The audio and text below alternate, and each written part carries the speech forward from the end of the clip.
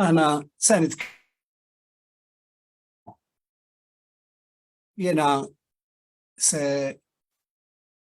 سنتكلم فوق داون الأقسمة،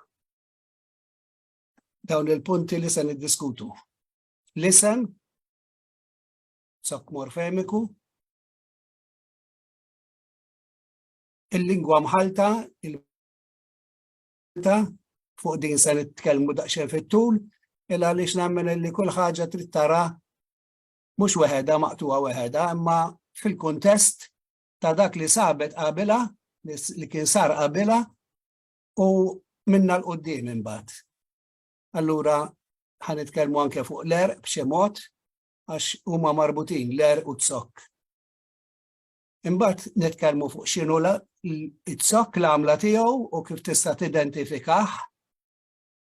U ir-raba punt l-istabilità tat-sokk kemm huwa stabbli verament u dwar dawk li ngħidulhom l-allomorfijiet tat-sokk. U fl-aħħar nitkellmu fuq xi diffikultajiet li għadhom b'xi mod iħabtuna meta niġu biex nisiltu t-sokk, inċertezzi li nħossu. Tajjeb, nieħu pjaċir jekk ikonna xi mistoqsijiet iddejqu xejn, forsi nippreferi li jsir fl-aħħar li jsiru fl-aħħar ħin huwa limitat. Għax inkella nieqfu niddiskutu ħafna fin-nofs u mbagħad ma nlaħqux il-pjan sħiħ. Tajjeb, mela nistgħu nibdew fuq l-ewwel wieħed li sena. It-sokk kulħadd jgħidlu t-sokk morfemiku, imma għaliex morfemiku? Għaliex fl-aħħar mill-aħħar morfemiku tfisser marbut jew jagħmel parti minn dak il-grupp ta' unitajiet li waslu tifsira. Issa għaliex it-sokk biss nsejħulu morfemiku. Meta fil-fatt l-erq, l-affissi u anke affarijiet oħra huma morfemiċi bħalu. Issa drajni għadin veru li ngħidlu t-sokk morfemiku, ma fl-istess ħin jien naħseb li għandna nitkellmu fuq l-erq u l-eruq, il-forma u l-forom, it-sokk u t-skuk, l-affiss u l-affissi. Huma l-erba' suġġetti li huma marbutin mal-tgħaddieta tal-lum. It-tieni punt, lingwa mħalta, ma li titkellem fuq il-Malti qed titkellem fuq waħda mill-iktar lingwi mħaltin. Verament għax min jinserta fin-nofs tat-traffiku ikollu x'jaqsam ma' ħafna illi għaddejjin minn ħdejh u minn fuqu. Maltija hija waħda mħalta ħafna u ħażin nagħmlu jekk narawha jew nippreżentawha fil-klassi għar u għar bħala qishom xi żewġ kapitli ta' volum li nista' niftaħ wieħed mingħajr ma nara l-ieħor. Dawn huma dawn l-elementi differenti huma tant minsuġin flimkien li ma tistax tarahom waħedhom, dejjem tittarahom brabta ma' dak li kien hemm qabel. Aħna kellna bażi semitika stabbilita kif tafu, bażikament il-Malti huwa semitiku, u dan qisu l-erq tal-lingwa, qed nuża l-istess kliem imma tista' tużah anke figurattivament. U imbagħad imma minn fuqu ħadna sokk romanz u laqamnieh fuqu. U allura għandek din il-ħajja sħiħa li ssir flimkien. Fil-klassi jiena hawnhekk naf li qed nitkellem mal-liema prinċipalment u allura nindirizza ruħi bħala għalliem u nipprova ngħaddi li mhux bil-fors l-aħjar wieħed. Imma pari mill-esperjenza tiegħi li issa hija twila ħafna kif taraw. Iktar ma nqarbu ż-żewġ sistemi ma nippreżentaw il-Malti sħiħ, iktar aħjar. Aħna l-għallima tal-Malti ġejji minn tradizzjoni li kienet tippreżenta anke l-grammatiċi li kultant għadna nużaw. Tippreżenta qabel xejn dik biss teżisti, u mbagħad xi naqra jidħol ukoll l-romanz kif jidħol pereżempju fil-grammatika mill-aħjar għal żmien naturalment, imma li il-parti semitika tirriduċija għal xi taqsima jew tnejn fl-aħħar. Id-diffikultà ta' żewġ teżisti wkoll. Jiġifieri naf li dan mhux xogħol ħafif illi tippreżenta l-Malti bħala sistema waħda, lanqas tista' tippreżentah bħala sistema waħda, imma hemm qrubijiet illi nistgħu nużawhom biex il-Malti jidher iktar bħala lingwa sħiħa. Fl-aħħar mill-aħħar l-istudenti li għandna qudiemna, l-istudenta li għandna qudiemna, titkellem il-Malti bħala ħaġa waħda. Kif qed nitkellmu jiena mingħajr ma noqgħod nagħmel dawk il-firdiet illi huma biex ngħidlek tal-għalliema. Iva, dina esperjenza li nħobba jiena illi eżempju qasam wieħed tad-dar jew ta' barra sewwa f'ambjent u tgħidlu iġbor il-kliem kollu nomi, verbi, eccetera. Iġbor il-kliem kollu li huwa marbut taħseb li huwa marbut ma' dak il-qasam. U mbagħad tibda miegħu tqassmu u tara kif inti fil-fatt għandek bilanċ bejn qisu 4 ċrieki differenti. Aħna ħafna drabi nirriduċuhom għal 3. Ngħidu l-Arbi, ir-Romanz, jiġifieri sqal l-Italjan u l-Ingliż, imma fil-fatt kienu fażijiet daqsxejn differenti sewwa. Imbagħad tibda tara il-paragun bejniethom u tibda tara kif fil-fatt il-Malti beda bil-bażi Arbija kif nafu u dik anke semantikament bħala tifsir il-kliem bażiku tkollu fuq se ssibu kiel, xorob, ħobs, ħalib. X'hemm iktar bażiku minn dawn. Iktar ma tissofistika, ma ssir sofistikat, tkun qed issegwi l-istorja fl-aħħar mill-aħħar tal-poplu Malti u iktar tibda ħireġ għal dawk iċ-ċrieki li huma ċrieki tal-isqalli, tat-Taljan, tal-Ingliż, eccetera. U jkollok ċerti paraguni kurjużi jew gustużi bħal pereżempju tara li l-marfa hija semitika, imma mbagħad malli sirt iktar sofistikat u trida daqsxejn żgħira. Sewwa għax forsi għal ħelu jew għat-sokkor. U jew daqsxejn kbira biex taqleb biha, mbagħad tiġi kuċċarina u kuċċarun. Sewwa, jiġifieri l-istorja tal-Malti u l-binja tiegħu qiegħda fil-lingwa stess.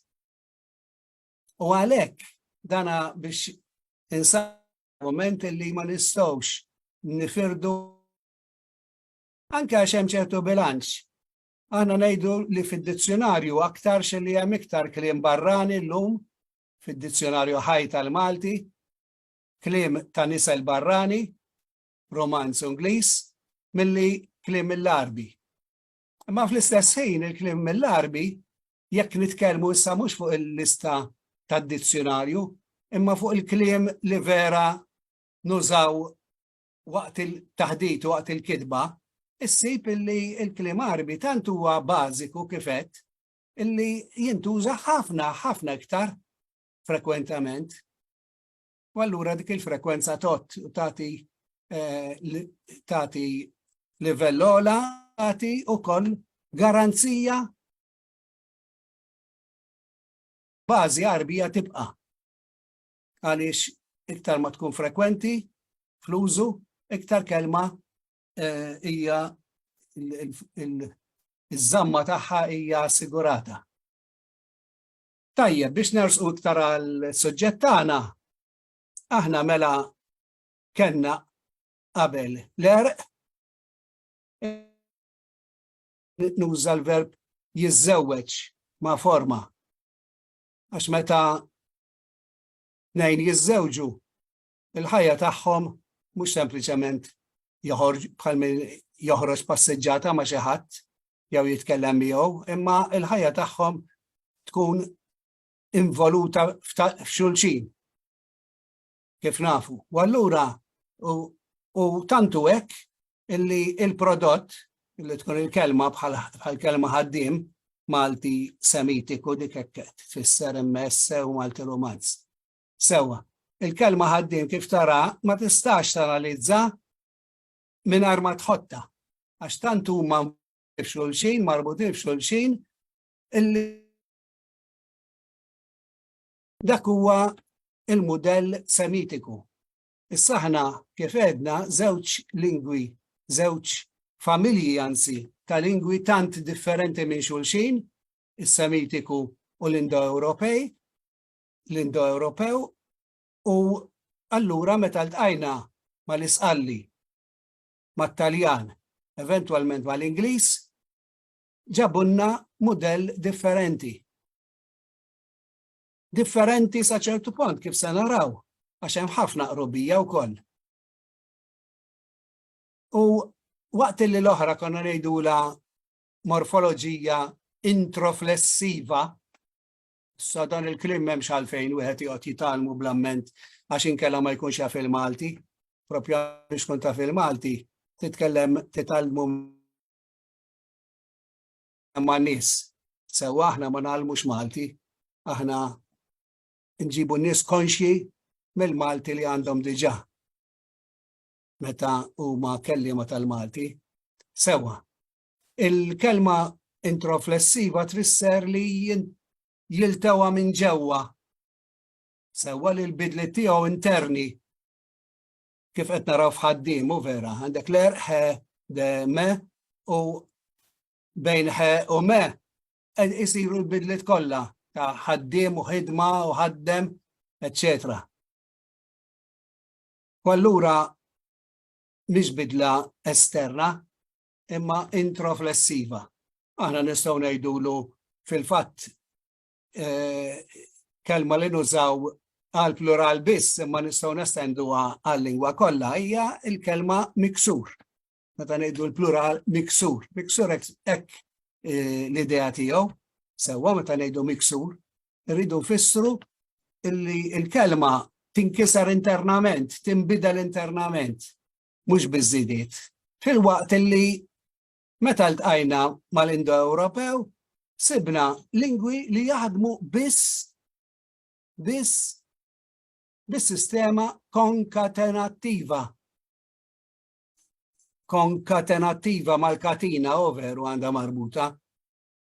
Għaliex huwa kliem li mhux jintiseġġa xulxin bħalma kien is-Semitiku, ma dan iktar sempliċi kważi biex tlizzah, veru, għax magħmul minn biċċiet. Li flok l-erq issa daħħalna t-sok u flok il-forma it-sok naħdmuh bla fissi. U allura diġà hemm xebħ. Mela fiż-żewġ sistemi bit-tifsira bażika. Jien antik idea ta' fuq xi se nitkellem. Malli użajt l-erq, fil-fatt nista' ngħidlek teleb. U għalkemm inti ma fimx idea sħiħa, imma inti mort fuq l-idea tat-talb. Praying jew begging for. U ċaħat ieħor forsi fehm mhux talb imma tallab. Imma xorta għadna fl-istess qasam. Jiġifieri l-qasam prinċipali huwa jitwassal per erq u bl-istess mod issa it-sok qed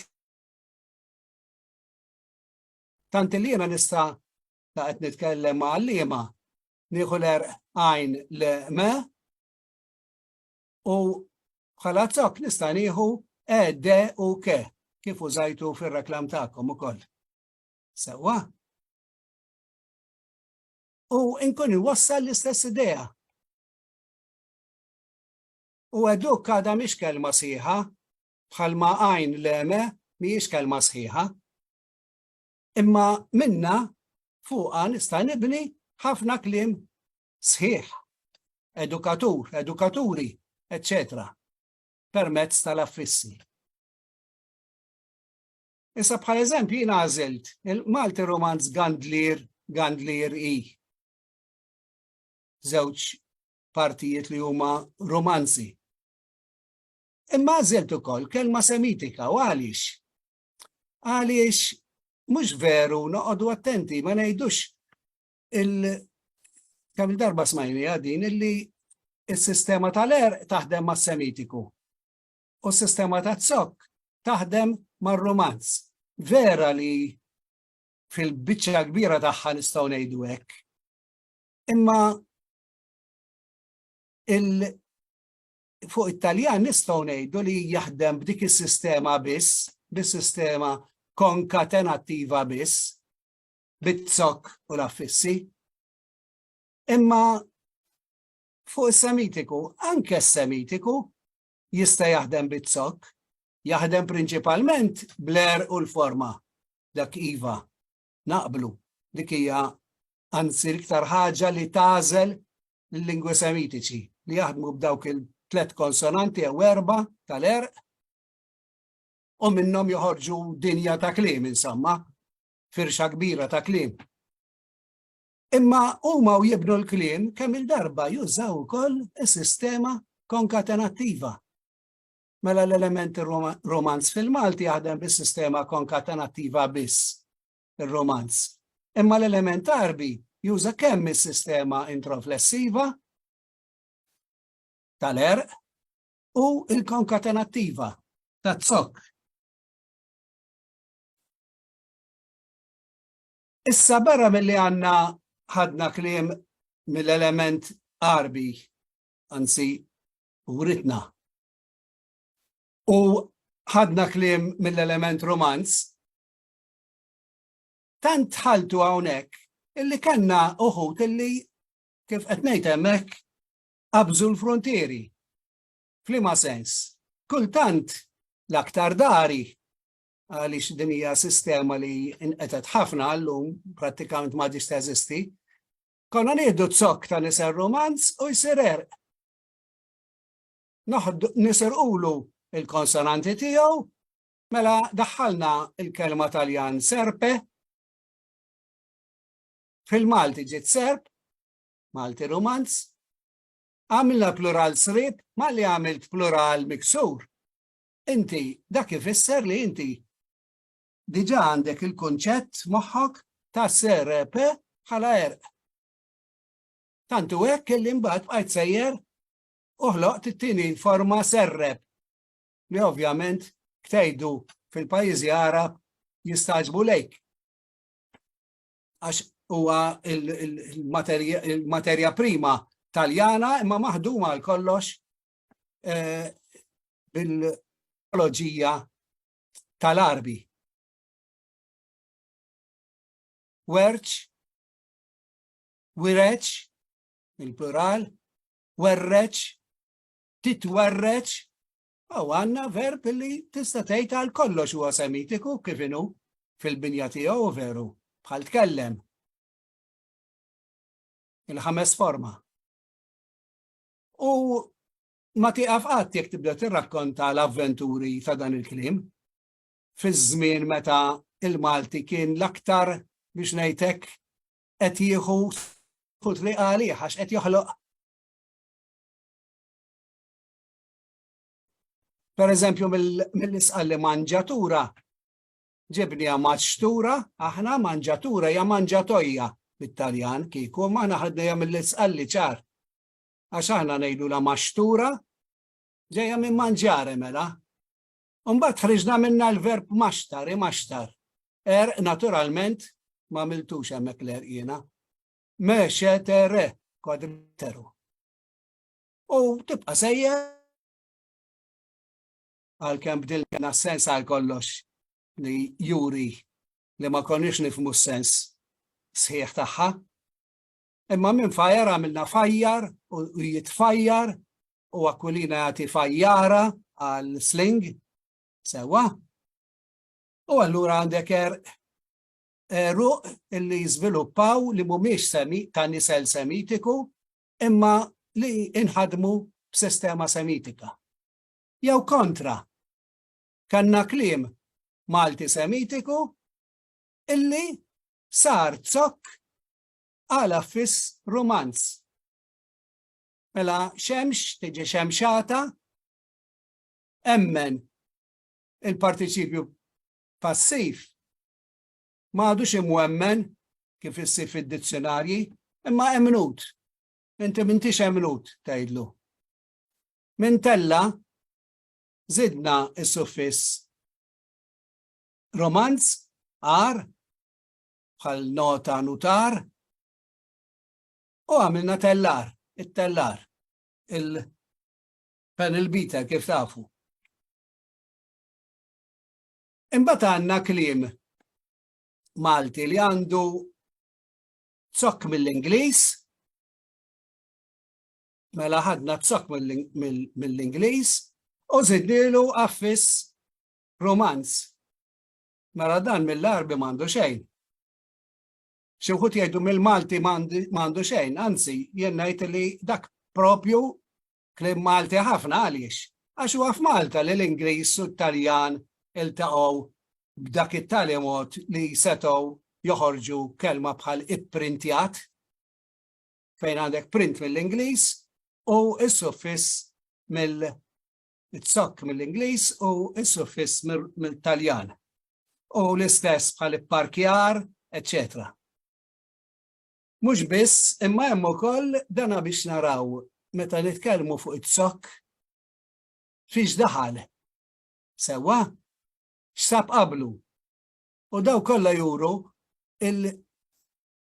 il-dinamika ta' kif kellu jissuġġetta ruħu kultant biex jagħmel xi qisu jew jiġi aċċettat minn dak. Għax kull ħaġa li tidħol sewwa, aħna llum nitkellmu ħafna fuq il-persuni li jiġu fostna barranin. U nitkellmu fuq l-integrazzjoni. Il-lingwa tagħmel l-istess proċess. Allura għandek kultant familji b'ċittadinanza doppja ngħidilhom jiena. Għaliex? Għax minn patire bit-Taljan għamilt il-partiċipju passiv għadu Taljan uto. Batut. Sewwa? Imma fl-istess ħin għandek partijiet minnu, mela l-istess familja hija magħmula minn biċċa li ħadet it-triq tat-Taljan biex tiżviluppa l-kliem u parti oħra mill-lat ieħor ħadet it-triq tal-Semitiku. Qed tara il-ġlieda qisha sewwa jien inħobb insejħilha morfoloġija f'kuntrast insomma, sewwa. Hawnhekk għandek il-tielet forma bata u dbatija. Sewwa, diffiċli biex taħseb kif passjoni li għandna tnejn, hemmhekk hu tnejn minn patire, waħda ħadet it-triq Arbija, l-oħra ħadet it-triq romanza għal kollox.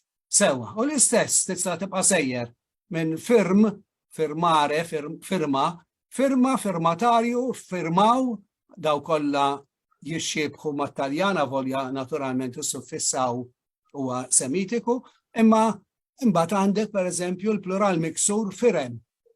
Mela l-istess familja u kifet żewġ direzzjonijiet. Għandna ħafna plurali li sekwit niġġieldu bejnietna jekk hux kaxxi jew kaxex. Huma żewġ plurali li ġobna naħolqu b'żewġ modi differenti. Għandek kaxxi u anke kexxun u kliem ieħor sewwa li baqa' qisu fidi binja Taljana waqt li wieħed jista' jagħmel argument hawnhekk soċjolingwistiku. Jista' jkun illi kaxxi forsi kien jgħiduha l-iktar jażlu għal iktar dawk il-klassijiet illi kienu jafu bit-Taljana u Malta, waqt illi Kaxex huwa prodott tal-poplu li kien jaf prinċipalment il-parti semitika tal-Malti. Jien naħseb li din żgura li kienet taffettwa, ma kemm affettwat huwa diffiċli l biex tkejjel żgur.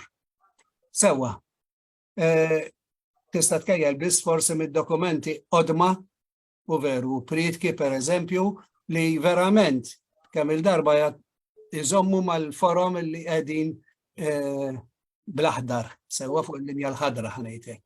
Sewwa l-istess għandek pereżempju baxx, aħna ngħidu baxxi u baxxut, imma mbagħad bi-stil tas-Semitiku għandek baxxa huwa baxxa, ħareġ erq hemmhekk u veru bexejje tbaxxa, jitbaxxa u tbaxxija, eċċetera. Mela qegħdin ngħidu li iltaqgħu f'Malta il-morfoloġija konkatenattiva u l-morfoloġija introflessiva. Hawnhekk qlibthom. Sewwa ġifieri introflessiva ovvjament kienet qabel, ma jimpurtax. Għax issa l-ewwel għax issa flimkien. U rajna kif jinbnew ukoll u qegħdin naraw kif pereżempju edukaturi għandek nistgħu ngħidu 3 morfemi differenti u għalliema s'issa għadhom jidhru qishom 2 morfemi. Imma dak il-bracket, dak il-parentesi, qed jurik illi għadek ma ħattejtix għal kollox, illi hemmhekk f'dik il-parentesi tistenna li jkollok er u forma. U fil-fatt verament biex tasal għal morfemi ta' dik il-kelma, bħalma għamilna fl-element romanz, għandek l-erq li mill-ewwel jagħtik l-idea ta' eduk, għandek dik il-forma astratta li mill-ewwel tagħtik l-idea ta' atur, ta' aġent, ġifieri ta' min jagħmel azzjoni, u mbagħad għandek l-aħħar morfema, il-morfema tal-plural. Hi fuq naħa u fuq l-oħra. U l-istess ħafna kliem jieħdu kaxxi u kaxex li semmejna. Sewwa, kaxxi tinħall malajr għax il-morfoloġija konkatenattiva ħafifa. Jien ngħidilha tal-imqas. Taqbad b'imqas u taqtaħħa hekk minn xulxin. Għax hija lineari. Mentri għaw xi ħadd li għandu il-dak miftuħ.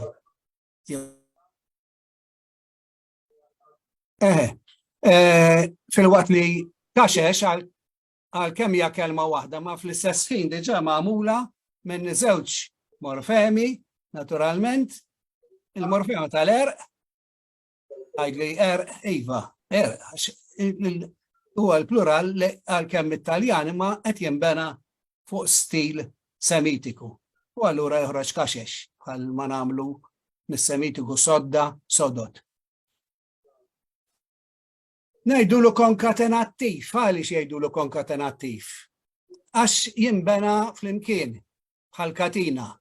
Imma din katina li għandna fil-katina il-ħoloq huma importanti ndaqs. Imma u le.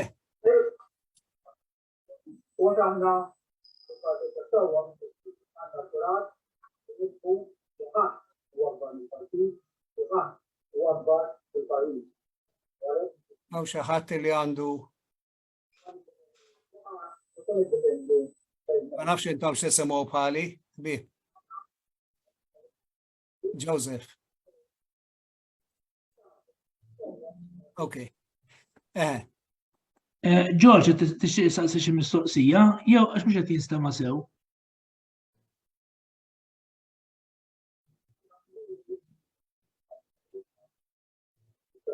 Ma nafx ix mistoqsija jew xi ħadd għandu xi. Naħseb jew kien miftuħ. Ma jimpurtax. ma jimpurtax. Mela, hawnhekk tajnihom is-sura ta' katina, imma naħseb li għaliex daħħalta dil-biċċa, għax naħseb li l-isem stess tal-morfoloġija huwa daqsxejn jista' jibatek fi triq ħażina. Jagħtik l-idea ta' morfemi li hum fl-importanza tagħhom. Mentri jiena niġi ngħidlek eduk jew eduka huwa differenti milli niġi ngħidlek atur jew i. Kollha iġorru malli għetlek edduk u waqaftem tajt taf li ma qasam irrid nitkellem fuqu. Knejdlek s tajt jista' jkun illi irrid jgħid il-kontrarju ta' xi ħaġa imma ta' xiex. Mentri meta ngħidlek fortuna inti se tifhem il-qasam. Ġifieri f'kull ħaġa jiena fil-fatt hawnhekk qed nagħmilha bil-mod kif forsi wieħed jista' anke jippreżenta jekk ikun jispjega sewwa bl-iktar metod sempliċi għax dak l-aħjar. Rovija li jkollha ras importanti dik li qiegħda fil-kaxxa li tmexxi kollox. Fil-ferrovija inti għandek il-vaguni illi huma importanti għax fuqhom se tgħabbi, imma titlaqhom fuq il-linji jibqgħu hemmhekk. Waqt illi jekk ikollok ir-ras il-magna tal-ferrovija, dik anke weħedha titlaq, aħseb wara tiġbiċ il-vaguni magħha. Fil-każ tal-lingwa saħansitra tal-lingwa tal-morfoloġija konkatena tista' saħansitra iġġorr il-vagun qabel. Għandek ukoll il-prefissi sewwa biex inżommu x-xebħ. Imma il-punt huwa dan illi mhux il-morfemi mhux qishom katina fejn is-saħħa tal-ħoloq trid tkun indaqs, imma imqasmin xi ħaġa li tiġbed li hija importanti li hija bażika, il-morfema bażika, u allura it-sok qed nitkellmu, u magħha marbutin imbagħad il-morfemi marbuta għax dejjem jeżistu marbutin, għax waħedhom ma jiċċaqalqux. Issa fil-Malti dejjem ħassejna wkoll diffikultà biex nippreżentaw il-kliem.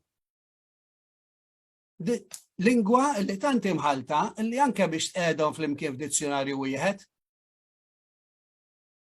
u sibilhom mezz kemm jista' jkun komuni għalfejn biex min ifittex ma jitgerfix, ma jridx joqgħod jirraġuna l-ewwel di semitika jew mhix semitika.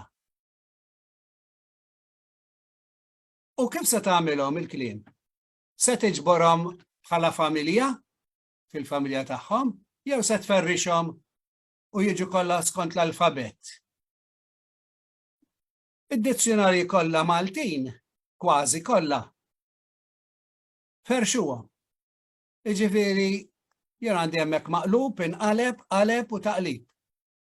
Kollha ssibhom taħt l-ewwel ittra tagħhom.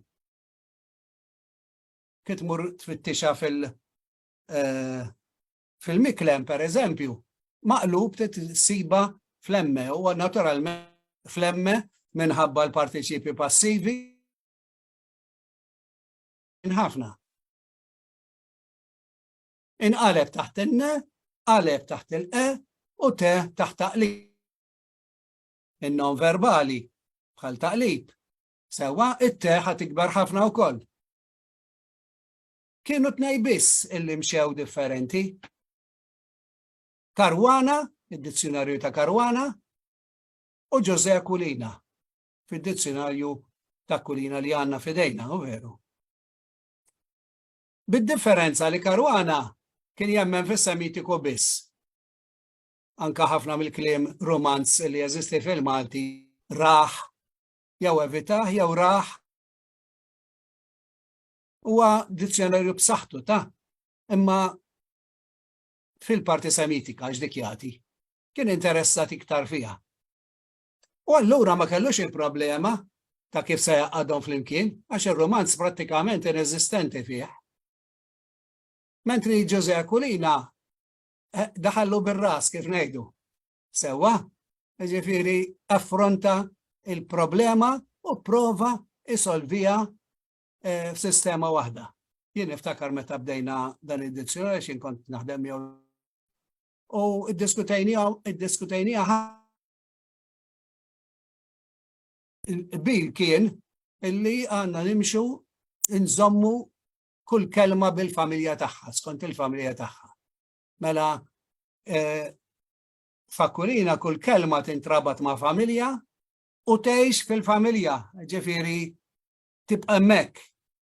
Imbagħad ikollok cross references naturalment, ġifieri jekk ħa tagħmilha taħt qaleb, jekk dawk kollha ta' fuq nagħmilhom taħt qaleb, fil-kelma maqlub se toħroġ weħeda u jgħidlek murara qaleb, taħt qaleb. U l-istess fil-kliem ieħor. Mela inti kollok kelma li qiegħda semitika sewwa ikollok l-eruq alfabetikament, Akulina ma jagħtix l-eruq, għax aħna maħniex imdorinek, id-dizzjonarji Arab hekk jagħmlu, għax jaħdem kollox bl-erq prattikament. Imma Akulina għażel leħfef kelma. Normalment l-ewwel verb, il-verb tal-ewwel forma. Għax dak l-iktar sempliċi, għandu biss l-erq. Qaleb. Mela qaleb, u fil-fatt fid-dis qaleb u qalleb u tqalleb, eċetera, nqaleb, u mbagħad in-nomi. U bl-istess mod, it-sok, naturalment, erġajna bl-alfabet, fil-klim li ġej mit-Taljan, u imbagħad il-familja kollha ġieli alfabetikament, hemmhekk mhix kelma eżatta għal kollox għaliex mhux dejjem kien jimxi hekk. Anzi ħafna drabi kien jiksera.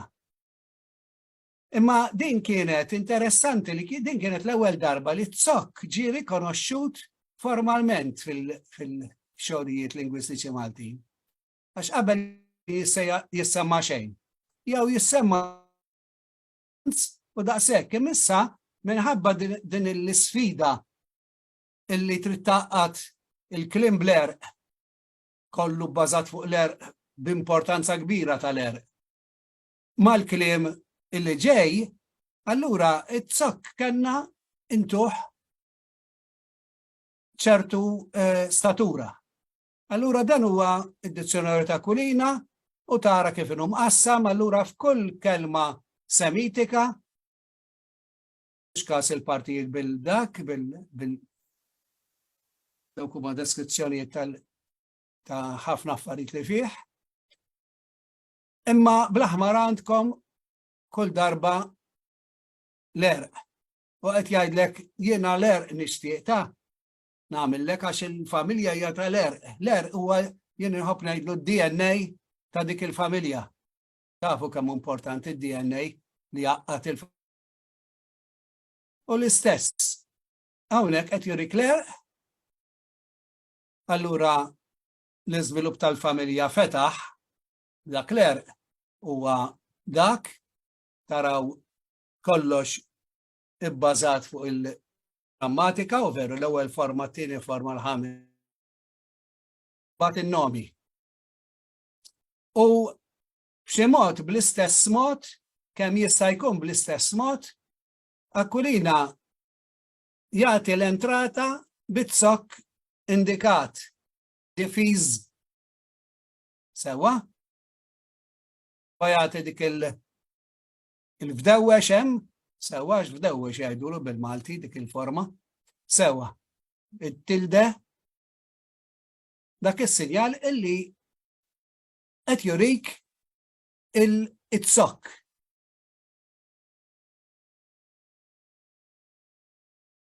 Allura l-iżvilupp tal-familja defend u hekk għandek dak il-kliem u kollu għandu dak il-qtuħ. Diġà naħseb laqadna l-fatt li għandna defiż u defense issa nitkellmu fuqu. Defiż, defense u defend. U xi ħadd jista' jgħidu dan l-istess verb. Niġu għat-tielet parti mela, l-għamla ta' zokk. Kif sa nidentifikaħ zokk? It-zokk huwa serje ta' konsonanti u vokali relattivament invarjabbli, ma chunk, kif jgħidu l-Ingliż. Zokk li internament żgur, għalhekk jgħidu l-stem. Huwa l-parti fissa tal-kelma. Mhux bħala fissi, dawk qishom il-vaguni li tista' taqla daqsxejn ta' ganċ u tibdilhom. Imma it-zokk ma jinbidilx, jibqa' hemmhekk. U anke semantikament fit-tifsira, dan iwassal it-tifsira bażika għedna li mbagħad l-affissi jirfenawha u għandek żewġ tipi ta' affissi. Dawk li joħolqu l-kelma, allura nidlhom derivattivi minn inġenju, inġeni, jgħidlek inġenjus u forma aġġettiv. Immissa inġenjus mhux biżżejjed, għax inġenjus tiġi għal raġel, imma hemm in-nisa wkoll u hemm il-plurali suppost, mela ikolli il-morfemi inflettivi biex japplikaw dal-kliem ġdid għal-inġenjus għal każi kollha. Inġenjużi, etc. L-aħjar mod biex tidentifika t-zokk. Naħseb li din hija il-problema ta' kollox. U ġenerali ma għaliex inħossuha problema, il għaliex tant iktar tqila f'ċerti każi biex issib l-erq fis-semitiku. L-aħjar mod huwa li issib diversi kliem mill-istess familja. U tislet il-parti li sab fihom kollha. Ħalli nagħmlu biex infittxu l-erq. Mela għandek ikkalmat, kalmanti, jikkalmaw, kalmi. Ħadd serje ta' kliem jiena. Jekk inqabbilhom għamilta bil-bold hemmhekk, bil-grossa, bil-tipa grassa, kalm hija il-parti illi hija komuni fihom kollha. U ma tinbidilx, ma titċaqlaqx l-ewwel hemm kif jinfetħu l-eruq fil-kelma semitika. L-istess ġenerazzjoni, ġenerat, ġeneru, ġeneratur, ġenerus, fiduċja, fiduċjus, fiduċjarjus, fiduċjat, anke bil-prefiss, ma xorta tibqa' sewa. Sawnek kollox sew. U jiena nixtieq nagħmel appell għax ġieli rajt xi karti ta' eżamijiet. U x-xogħol ikun sar tajjeb ħafna, ma kultant nagħtu lill-istudenti nibża jiena. Qisu dak li aħna stess għandna naqra dubju fuqu. U ma jaqbilx.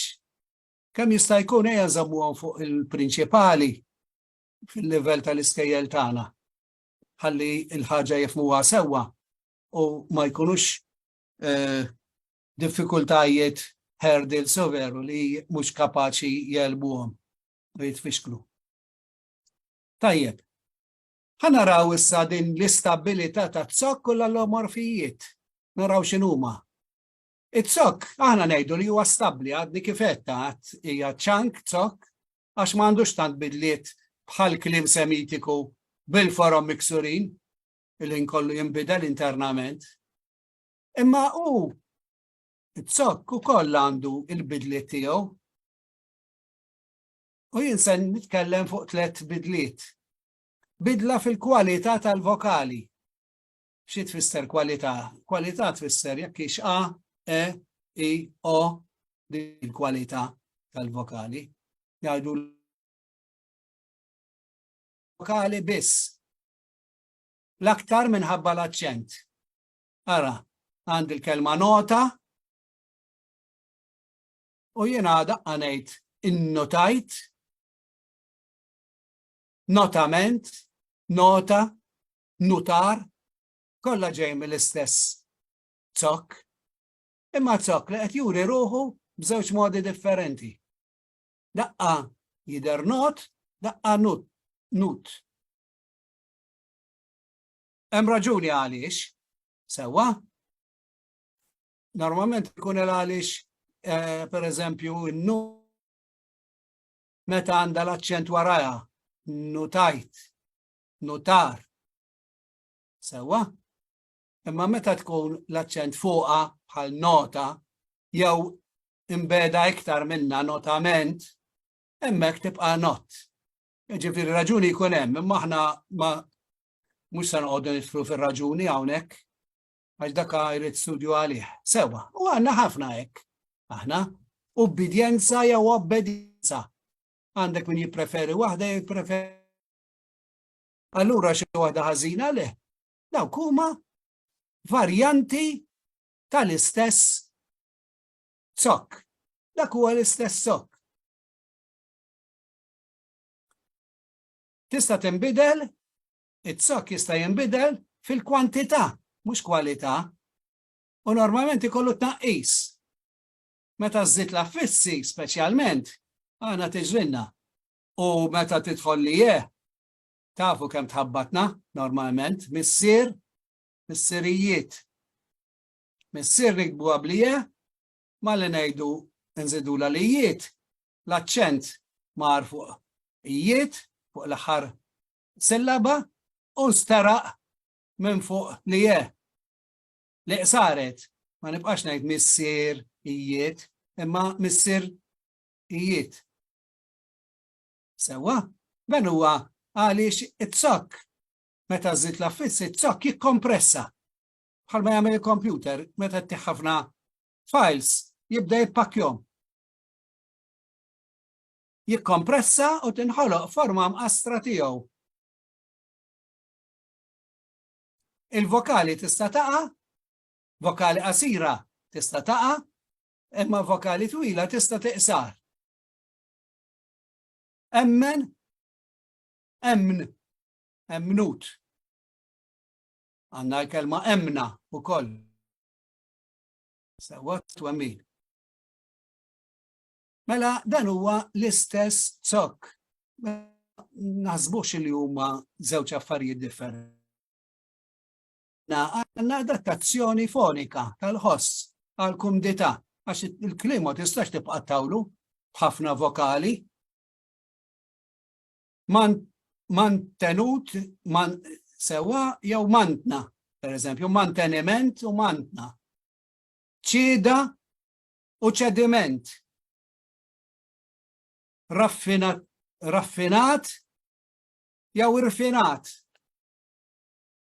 Popolazzjoni, popolari, imma poplu. Issa dina rridu niftakru li din mhix xi ħaġa ġdida laqas għall-Maltita. Aħna ma ngħidux raħal, u mbagħad jekk ġej mir-raħal ngħidlu raħli, ma ngħidlux raħali, raħali. Jien ma ngħidx baqar u meta nagħmel l-unità ngħid baqara. U veru. Mela dan huwa din hija dinamika li kienet diġà tintuża. Tintuża fis-Semitiku, intużat ħafna biex tqassar l-istems tat-Taljan. Issa di sabiħa li fit-Taljan ma tistax tagħmelhom imma dawn it-taqsiriet. Popol qatt ma ssiba popl, dejjem tibqa' popol. Bejnietna dik hija waħda mir-raġunijiet għaliex ħafna nies jgħidulek it-Taljan kemm hu tajjeb għal kant, da żgur. Għax għandu ħafna vokali, il-kontenut vokali huwa kbir ħafna. U l-vokali inti tista' tkanta u tgħidha faċilment. Imma l-Malti ġabar ħafna konsonanti flimkien, tajjar il-vokali, qassar. Dawn huma l-allomorfijiet, jew varjanti ta' morfema bħat-sok, per eżempju. Fl-allomorf tinbidel xi ftit is-sura tal-morfema, kif rajna, imma t-tifsira tibqa' l-istess. Issa din jekk naraw id-deċiżjonijiet wieħed.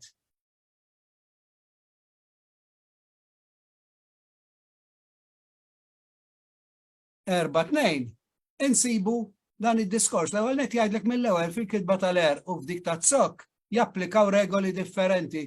L-er ibżali għalih imma t-sok tista' tvarjah u tawna predikatur, priedka.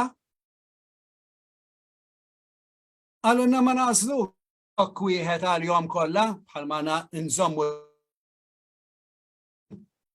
anka meta ngħid jikteb bil-P, nibqa' nikteb ketebe. Ma nażlux sok wieħed għal-jom kollha, imma kull forma tinkiteb skont ma tissuġġerixxi l-fonetika tagħha. Mela skont ma nippronunzja ktibt predikatur u priedka. Mela da jfisser li it-sok predik għandu allomorf, sewa, jew huwa allomorf għax it-tnejn jissejħu allomorfi, huma forom varjanti f'dal-każ tat-sok. Mela predik, priedka. Sewa. U għandna ħafna eżempju oħrajn, impjeg, kredit, kret, etc. U tista' konna wkoll issa dina li daqshekk attiva, dina kienu eċċezzjonijiet diġà fit-Taljan. Il-verbi regolari tat-Taljan. Madoffi, kull min jaf it-Taljan u studja t-Taljan jaf kemm inkwetawh. Il-verbi regolari tat-Taljan, speċjalment tat-tieni konjugazzjoni Taljana, li jkollhom ħafna minnhom żewġ skuk differenti jew saħansitra tlieta. Confondere, confuso. Distinguere, distinto. Mhux distinguto. Proteggere, mhux proteggiuto, imma protetto. U mbagħad l-azzjoni tiġi protezzjoni. Ara t-sok kemm qiegħed jinbidel. Iggerfex anke l-Italjani, narawhom fit-televiżjoni ġieli li anke kemm l-kbar u anke ħafna iktar lit-tfal jistaqsuhomlhom biex jisimgħuhom igerfxuhom u jsibuhom diffiċli. Fil-Malti wħud daħlu bħala regolari, issa dina ħelwa din l-istorja. Għax jien niftakar meta kont qed nistudjahom bil-ħerqa kollha biex nitgħallem it-Taljan sewwa, imbagħad kont nisma' ħassejtni konfondut. Mela mhix konfuża qed li qed jgħidu hawn Malta. Ikkoreġut. Mhux korretto, suppost. Estendut. Flok estis, korrett, konfus. Issa fil-Malti, veru li taħlet ikkoreġut. Issa nippruvaw naraw raġunijiet għaliex, imma daħlet ukoll korrett. Aktar xwara. Aw terġa' tidħol il-kwestjoni tas-soċjetà, soċjolingwistika. Għax aktarx, anzi, jiena għandi ħiel ta' nies illi kienu mrobbjin ħafna fit-Taljan, allura tal-kultura l-olja. Illi kienu jitħu bin-nies illi jgħidu dawn il-forom ikkoreġut, jgħidlek le korrett, mhux ikkoreġut, dimna jġibtuha. Imma fil-Malti, dawn, il-Malti għandu ħafna riżorsi bħal kull lingwa oħra. U ħafna drabi ħarġet tifsira daqsxejn differenti. Ġifieri dawk iż-żewġ forom użajnihom x'għal xejn, ma daħħalnihomx għal eżattament l-istess. Jien ngħid il-pitazzi jekk fl-aħħar kollha eżempju minn ta' bejnietna l-għalliema tafu. Il-pitazzi korreġuti fl-aħħar sewa. Ma ngħidx il-pitazzi korretti, ikkorreġut. Mela bħala partiċipju passiv. Dinamiku allura għax kelli bżonn id-dinamika biex ħdimthom sewwa biex ikkorreġejthom. Dawka tiġi ikkorreġut. U korrett inżomma biss. Fis-sens ta' korrekt tal-Ingliż. Il-verżjoni korretta tal-fatti. Mhux qed ngħid li korreġiha xi ħadd. Tarawa li ngħidula d-differenza bejn għax wieħed qisu ikkorreġut qisu partiċipju passiv, huwa partiċipju passiv, u korrett għalkemm kien partiċipju passiv illum jaħdem fil-Malti iktar bħala aġġettiv sempliċi. U minn fejn ġejja din it-tendenza li aħna ngħidu ikkorreġut. L-ewwel nett fit-Taljan standard diġà hemm ċerta libertà. Għandek numru minnhom li fit-Taljan jistgħu jintużaw jew l-eċċezzjonali, vedere visto jew veduto, vedere veduto. Perdere, perso jew perduto. Perduto jiġi regolari, perso l-irregolari. Mela diġà qed naraw ix-xena inqas stretta. Fid-djaletti tal-Italja tas-Sud biex taqgħod minn ġie l-element romanz tagħna, il-forom regolari huma mifruxa ħafna. Per eżempju, Napli jgħidlek lietto, letto ġifieri. Sewwa, flok lietto jgħidlek lietto imma jgħidlek ukoll leġġjuto. Jgħidlek scritto imma jgħidlek ukoll scrivuto. Dawn huma forom attestati ġifieri fid-dizzjonarji tieħdu ssib, sewwa. Ġifieri jista' jkun illi aħna ma għamilna xejn minn dan li konna qegħdin imma wasal hawnhekk. Fl-ambjent monolingwistiku Malti imma dan fatt illi meta inti daħal il-verb ikkoreġa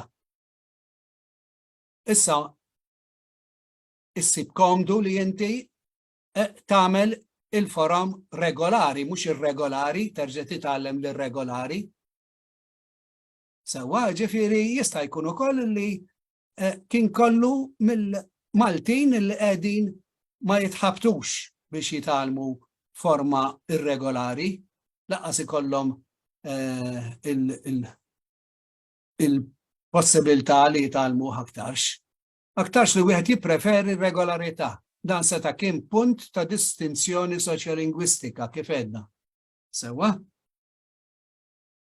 Ta' ġifieri li l-irregolari għax min irid jiddistingwi ruħu, tafu, irid jażel ċerti sinjali, insomma, ċerti affarijiet li jiddistingwuh. Nimmaġina li fil-soċjetà pro-Taljana, per eżempju, fil-lingwa, kienet tkun daqsxejn ereżija li tuża dawn il-forom ikkoreġut u hekk. Allura kienu jużaw imorru għal forma regolari, irregolari. Sewwa. L-aħħar ħaġa li nixtieq ngħidilkom, nitkellmu fuq id-diffikultajiet li jistgħu jħabtuna.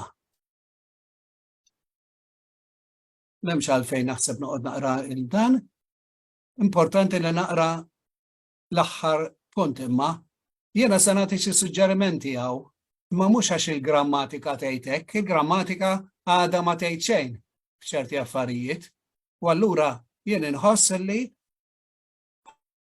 bniedem milli għallem il-Malti u studjah. Lest naturalment biex niddiskutiha ma'kom u tikkorreġuni. Il-ġeminazzjoni. Il-ġeminazzjoni hija li aħna kull meta naqbdu zokk mit-Taljan għax l-Ingliż mexa ħafna fuq it-Taljan fuq is-sistema li kien ippreparalu il-Taljan li tajba li tkun li nkunu ċari fuq ta' għax l-Ingliż fl-aħħar mill-aħħar l-istem tiegħu it-zokk tiegħu kien komdu ħafna biex jidħol dritt mas-Semitiku bħal dak li għamilna Serb u hekk mit-Taljan. Għax l-Ingliż għandu stems osra ħafna. U l-biċċa kbira ikollhom 3 konsonanti. To park, to post. Sewa? U allura to park kieku ma kienx daħal fin-nofs l-element romanz. Aktarx li konna nispiċċaw ngħidu iparrek. Bħalma għedna jserreb. Mod naturali, għaliex kien komdu li aħna naqbdu dawk it-3 konsonanti u naħdmu bihom. Imma l-istorja ma tistax tibdilha. Jiena kont għamilt kelli din id-dubju fuq l-Ingliż. U fil-fatt meta sibt dialetti Arab illi ġew f'kuntatt mal-Ingliż, dil ħaġa saret ħafna. Bdew l-Ingliż dritt jidħol jieħu 3 konsonanti tal-erq jew 4 u jidħol fil-morfoloġija Arbija. Kienu każi fejn l-Amerikani niżlu pereżempju sewwa fost nies li jitkellmu l-Arbi biss u biex jiltaqgħu magħhom kienu allura dak u beda diħel l-Ingliż fl-Arbi imma Ingliż maħdum l-Arbija bħalma rajna fil-Kastana fil-bidu. Allura kien jgħidlu l-karozza imbanċra li tfisser għandha puncture, per eżempju, mela banċer sar kwadrilitteru bil-partiċipju passiv, eccetera. Insomma, ma ntawlux. Mela, fil-Malti għandna din il-ġeminazzjoni, ġifieri kull meta ndaħlu raġjonare, jirraġuna għaliex għax għandna prefix aħna rridu nibdew bil-je, te u veru. Jiena nirraġuna, inti tirraġuna u jirraġuna. Għandek prefix, allura dana ikkawża illi ir-re ta' raġjonare irdoppjajnija. Issa di ma tidirx il-ħin kollu din dal-irdoppjament. Fil-kelma jirraġuna iva x'għandi prefix, imma raġunament imbagħad. Għandek raġun, ma ngħidlekx għandek ir-raġun. Ir-raġunar ngħiduha, avolli ngħidu wkoll raġunar. Tajtek raġuni oħra. Rġajt bir-re biss. Raġonevoli, bniedem raġonevoli. Qed taraw? Mela x'se nagħmel? Jiena dik ir-re sa nqisha bħala parti mit-zokk Malti jew le. L-istess diskussjoni iddiskuta għaw għandi de doppja, diskutibbli, diskuss, apparti li għandi diskuss, ma dik diġa tkellimna fuqha, sejja niela l-allamorf ta' zokk, u veru, varjant ta' zokk. Imma issa għandi xi ħaġa l-irdupjar fil-kelma iddiskuta, jiddiskuti. Issa jiena kif nara din, sewwa, din mhix komuni għal forom kollha dell-irdoppjament. Fil-fatt insibuha fil-partijiet verbali biss. Fil-verb, fil-partiċipju passiv u fin-non verbali. Il-forom nominali u aġġettivali aktarx mingħajra. Diskussjoni tkun mingħajra, eccetera. Mela ma titqis parti mit-zokk. Fema tiegħi nirrepeti, jien ma rridx nieħu awtoritajiet f'idejja, jiena sempliċi għallim tal-Malti, imma mill-esperjenza tiegħi naħseb illi din m'għandix titqies bħala parti mit-zokk. U id-D ta' id-diskuta l-ewwel D m'għandix titqies parti allura mit-zokk diskut. Barra minn hekk, jekk iridu nħarsu daqsxejn fil-futur, l-influenza tal-Ingliż li dejjem qiegħda tikber hija kontrija wkoll. Għax iktar ma influenzana l-Ingliż m'għandux minn dan l-irdoppjar. Ġifieri, il-ħin kollu niltaqgħu ma' kliem bħal discuss, discussion, u allura t-tendenza li tikid titqies bħala żejda għax teżisti biss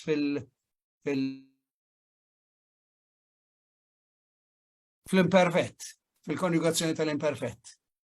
Sewa, u allura b'dan ir-raġunament li qed ngħid jiena, it-zokk jiġi raġun u mhux u ma nagħtux każ ir-raġuna jekk wieħed irid jista' jqisu bħala varjanti, ġifieri bħala dik dejjem tista' tagħmilha bħala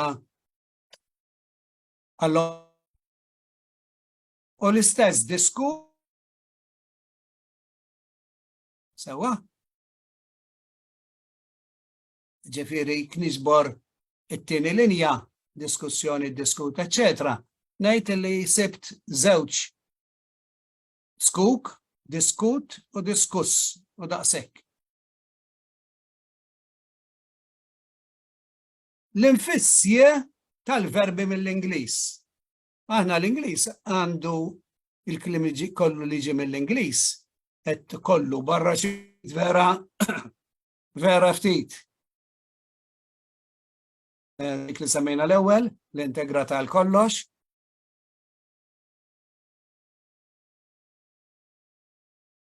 Fajjar.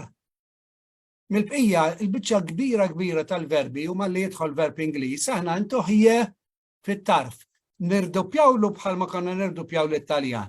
Mela minn test ngħid jittest. Imma mbagħad ma ngħidx jittesta, jittestja. Ma ngħidx jipparka, ma jipparkja. U din teżisti fl-Ingliż fil-kliem Ingliż kollu. U x'se nagħmel biha? Se nodda bħala parti mit-zokk? Għax aħna mdorrijin naqtaw dik la biss is-soltu. Ikolli protesta mit-Taljan. Wara t-te, insib u faċli naqta. U għaw se nagħmel? Naqta mala? Jew bejn il-ke u l-je.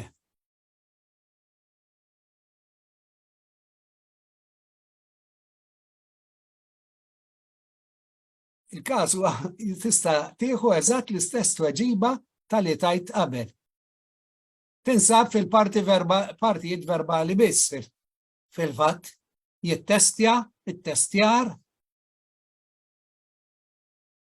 ittestjat, il-forum nominali u l-aġġettivi jarġa l-istess aktarx minn ajra, mela ma titqis parti mit-zokk.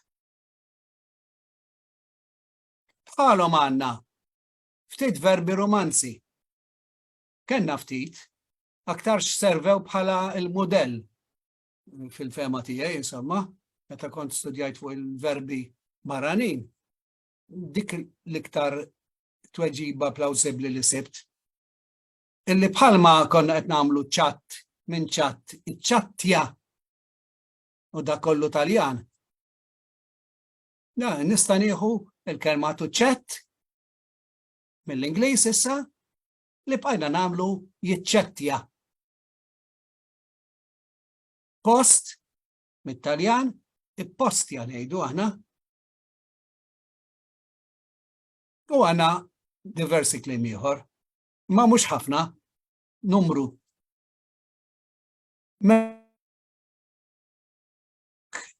Ta' dan il-kliem romanz sewwa u ta' dak l-Ingliż. Jekk ma jitqiex parti mit-zokk, allura ħanejdu li huwa test park, chat, biex ma l-eżempju motija, intom dunajtu. U post. Issa nota li dawn huma differenti noqogħdu attenti. Mill-verbi li jispiċċaw bje etimoloġika li diġà għandhom je fl-erq fit-sok tagħhom. Dik hija je li żidna aħna minn ċatta li ċattja u minn testa li testja. Imma fil-kelma rabja, ir-rabja ma żidtix jiena li je. Dik kienet fit-sok diġà Taljan. L-istess fi studja, per eżempju, mela dik ma nistax inqisha u ngħid intajjara fil-fatt. Ir-rabja anke fil-Malti daħlet rabja u veru. Sewwa u qiegħda dejjem bilje. L-istess kopja u koppja u riskju, eccetera. Mela dik f'dawk il-każi huwa numru limitat fil-fatt. Il-je hija parti mit-sok. M'għandix titħallat mal-każ li diġà bil-je. Mhux żidni la je aħna. It-skuk storikament komposti daw ġieli gerfxuna. Darba fl-modi inħolqot il-kelma eduka. Nħobb insemmi għadin għax tatini għadja sabiħa wisfu it-talim. U eduka ġeja minn duċere. Ġifiri tulid id-duċe. Sewa? Tmexxi lill-istudenti tiegħek il-barra. Di sabiħa di tal-il-barra x'għandna għandna tendenza illi huwa l-idea ta' kontroll l-edukazzjoni hekk ġrala minn dik il-libertà li kienet forsi fl-modi għal ma tort il-ħadd għax l-affarijiet inbidlu u n-numri żdiedu tan-nies edukati, allura ma stajniex ilaħqu magħhom u għamilhom klassijiet organizzati u militarizzati kważi. Imma l-idea tagħha ma li tgħid edukazzjoni, eduka ruħu. Forom stabiliti, staġnati illi kellu madwaru. Noħorġuhom dawn l-tfal u l-istudenti għax it-tagħlim huwa ħaġa sabiħa, tuħ tal-kurzità u veru. Sewa. Mela, imma b'daqshekk issa x'tallimt jiena li din kienet żewġ kelmiet dan it-sok ta' eduk. Issa se nibda naqsmu duk, dak kienet darba. Noqogħdu attenti ikun hemm min għaliex ikun jaf il-kelma minn ġejja. Ikollu tendenza jgħod jaqsama fil-biċċiet kollha possibbli. M'għandniex għalfejn nagħmlu hekk. Ħadd f'Malta meta jgħid edukazzjoni ma joqgħod jaħseb li qed jiena dik hija idea etimoloġika. Nisel il-kelma. Imma mill-bqija min jgħid edukazzjoni għalih eduk hija unità waħda. Televiżjoni l-istess. Nafu li tele mill-bot u viżjoni ġeja minn vedere. Sewa, mela tara mill-bot. Għax hekk tagħmel. Imma allura se tgħid li hija televiżjoni, noqogħdu attenti. It-sok huwa skont illum.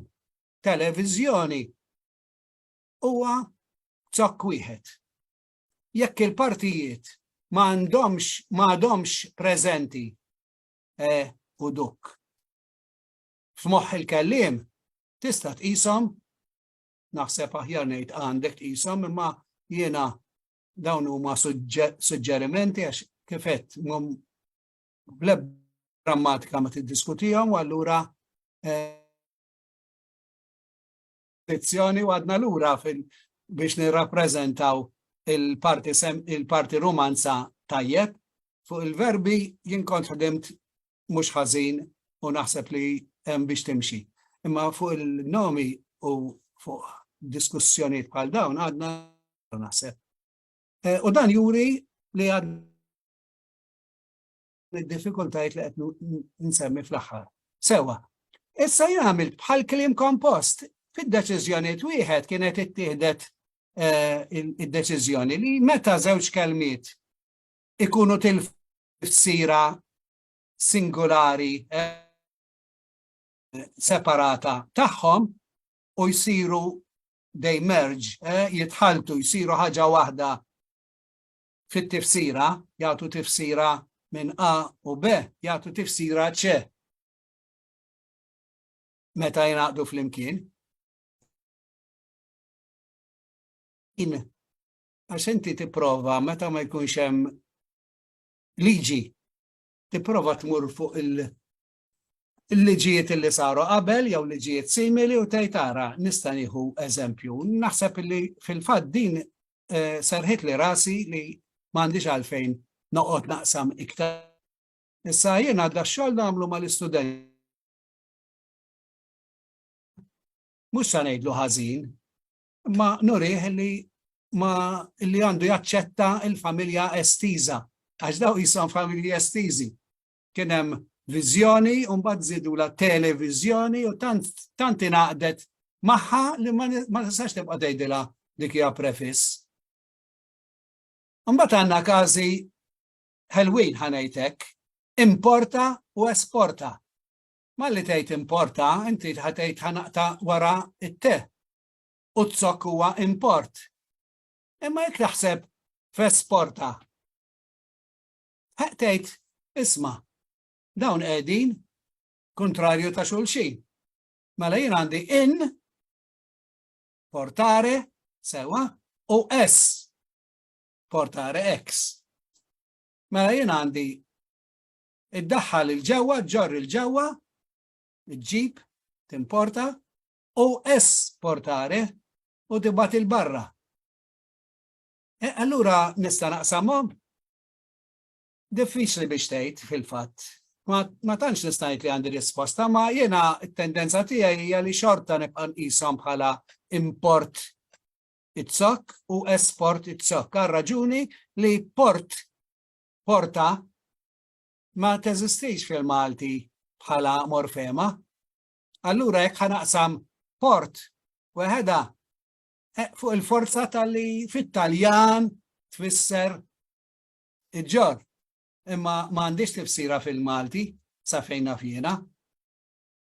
Portare, tgħid il-porta, ma nużawix. Ma allura x'forza għandi li naqsam importa u u porta. Każ differenti, anke żviluppa reċentement ħafna fil-Malti huwa immigrant, emigrant, għax għandna migrant. Jiena fit-tixta biex inkun żgur fl-MLRS fil-database tal-Malti kbir u sibta kemm il-darba migrant u anke migra sewa. Ġifieri għandek immigrant, emigrant jisu bħal ta' fuq għadi, bħal importa u esporta. La darba għandi migrant, sa di differenti, għax ta' fuq ma kellix port. Minix nirreferi naturalment għal port fis-sens tal-bahar, sewa port dik l-oħra minn portare ġor. Sewa, issa ġifieri la għandi migrant, allura nista' naqsam immigrant u ngħid it-sok huwa migrant hawnhekk. U dik l-im hija prefiss quddiem it-sok. U mhux kollha kemm hi t-sok. U l-istess emigrant. Bejn it-Taljan u l-Ingliż intom tafu kif qegħdin anke ġlieda kbira għal ħafna żmien tal-kwistjoni tal-lingwa, tafu li kellna f'Malta, u ma kienx tant fuq il-Malti, avolja l-Malti irnexxielu b'xi mod joħroġ aħjar minna. Sewa. Dawn iż-żewġ lingwi ħadu ħafna. It-Taljan huwa fid-dem tiegħu il-Latin, u veru. Huwa Neo-Latin language kienu jsejħulu, bħalma jsejħu lingwi romanzi. Imma l-Ingliż nafu li huwa Ġermaniku minn razza oħra ta' Indo-Ewropej, imma fl-istess ħin element qawwi mill-Latin xorta. Ma ħadux mit-Taljan bħalna, ma ħadu minn Franċiż.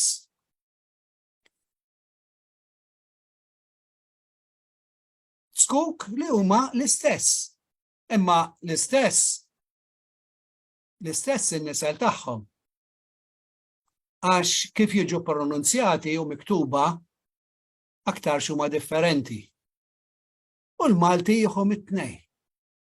Mela jispiċċa li fil-vokabularju tiegħu biex jitkellem jgħid telefoniku, telefonija, telefon, it-telefona, telefonist, telefona, telefon. Għax kien hemm ħafna nies jgħidu kemm ikera dik il-phone. Għax ma tkunx imdarri biha, kull ħaġa ma tkunx imdarri biha anke moda. Mbagħad ma tilbisx ħliflila wara 4 ijiem, u veru. Sewa, mostrus, mostrozità, mostru, imma llum monstru. L-ebda tifel naħseb taħt il-50 sena sewa ma jgħidlek mostru, jgħidlek monstru. Dissettur jiddissetta, dissezzjoni, imma jiddissektja. L-istess. La l-influenza tal-Maltin illum hija mill-Ingliż. U tinsewx kemm kienu n-nies influenzati mit-Taljan għal ħafna u ħafna żmien. Ftit kienu jkunu. Għaliex ftit waqt il-lum qed nippruvaw li kulħadd ikun jaf mill-inqas żewġ lingwi, il-Malti u l-Ingliż. Ħafna mill-soċjetà Maltija l-biċċa kbira. U allura dawn il-forom m'għandniex għaliex nibqgħu dejjem nopponuhom. U allura se nispiċċaw. Li ma nażlu telefon jew telefon? Mostr ta' mostru jew monstru? Naħseb li hemm tweġiba sempliċi, dan nistgħu niqisuh bħala allomorfiżmu, ġifieri sistema ta' varjanti, u m'għandux jinkwetana żejjed.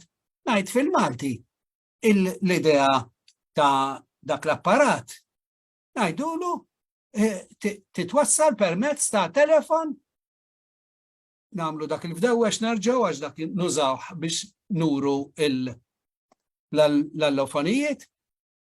Telefon. F'ċerti każi tuża telefon. U allura tsokk jiġi telefon, monstr, eccetera. Ma nasibx li din tippreżenta diffikultà. Itsokk mill-Ingliż. Konsonanti waħda jew tnejn.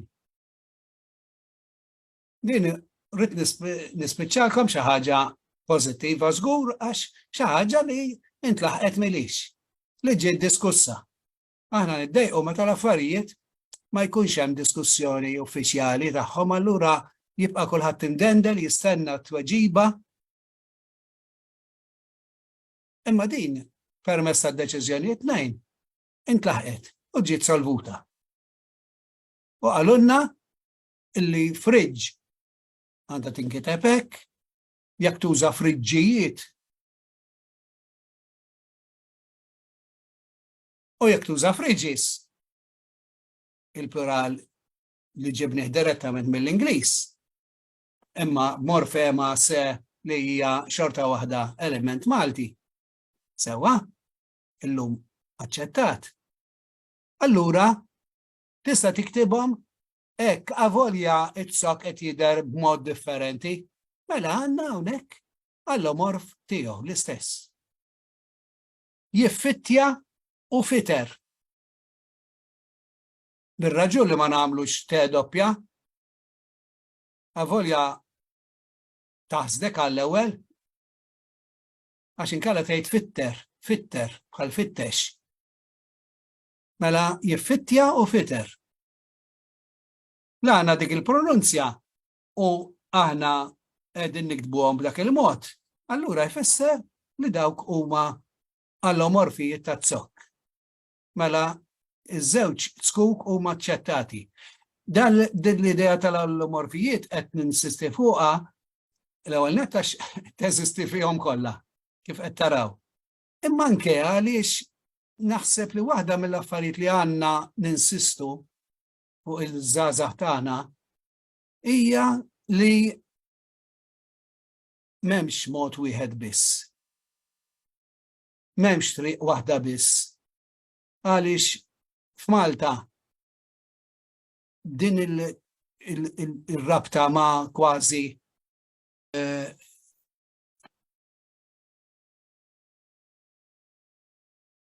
għax ħafna iħossuha, anke jekk tuża kelma minn lingwa li forsi huma ma jużawiex, kelma fil-lingwa li huma ma jużawiex, kważi jikkritikawk moralment kważi. Sewwa, l-istess hija. Dak huwa kollu ħażin, dik hija robbija ħażina tal-poplu tagħna, ġejja mill-istorja tiegħu forsi, mill-esperjenzi tal-awtoritajiet illi kellu matul is-snin. Imma żgur li aħna ma nistgħux infarfru spallejna u daqshekk.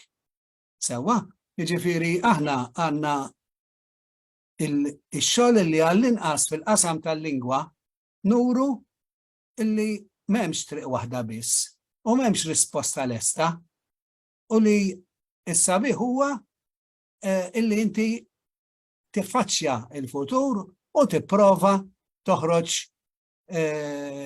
soluzzjoni taħdem inti stess soluzzjoni tajba għalih. Jiena dak kien il-diskors tiegħi insomma li rid ngħid fl-aħħar għamilt jiena qed nikber issa u allura forsi meta tikber tinfex tagħmel dawla li hemm ħaġa li dejjem inkun nixtieq ngħidha lill-għalliema sħabi. Issa nista' naqra malajr fil-każ kelma lil sħabi l-għalliema. Fil-ħajja kulħadd jixtieq ikollu tweġiba ċara, soluzzjoni infallibbli għal kull mistoqsija tiegħu. U l-għalliema mhux inqas għax jixtiequ jagħtu istruzzjonijiet ċari, direttivi impeccabbli lill-istudenti tagħhom. Jaħsbu li dan jeħtieġu. Imma d-dinja, il-ħajja u l-lingwa qegħdin jinbidlu kull ħin u taħt għajnejna. L-istudenti tagħna tal-lum tixirqilhom tweġiba differenti minn dik li tajna lil tal-bieraħ. Għalhekk aħna għalliema tajbin, daqs kemm għadna studenti tajbin. Nies li minkejja snin il-karriera u l-pożizzjoni tfal u ma' tfal wara l-sienna nibqgħu nistudjaw l-iżvilupp tiegħu, nistennew ħerqana ħanaraw biex se joħroġ kull filgħodu. Ma nabgħuduhx minħabba l-bidla tiegħu. Ma nħobbuhx minkejja l-bidla. Inħobbuh sewwa sew għaliex huwa ħaj, għaliex jiċċaqlaq jinbidel. U kull rebbieħ jarmi frijaj friski. Forom l-istudenti tagħna ma jridux minn għandna tweġibiet infallibbli, mudelli immutabbli. xenarji statiċi, ġa jafu li dawk id-dieba. Irriduna nirrakkontawlhom l-istorja ta' bidla li ġarrabna aħna tul għomorna bin-newbiet imprevedibbli tagħha. Irriduna tfal magħhom quddiem is-seħer tal-ħajja għax il-ħajjin jiċċaqalgħu. Grazzi ħafna. Issa jekk hawn xi mistoqsijiet, nieħu pjaċir niddiskutihom magħkom.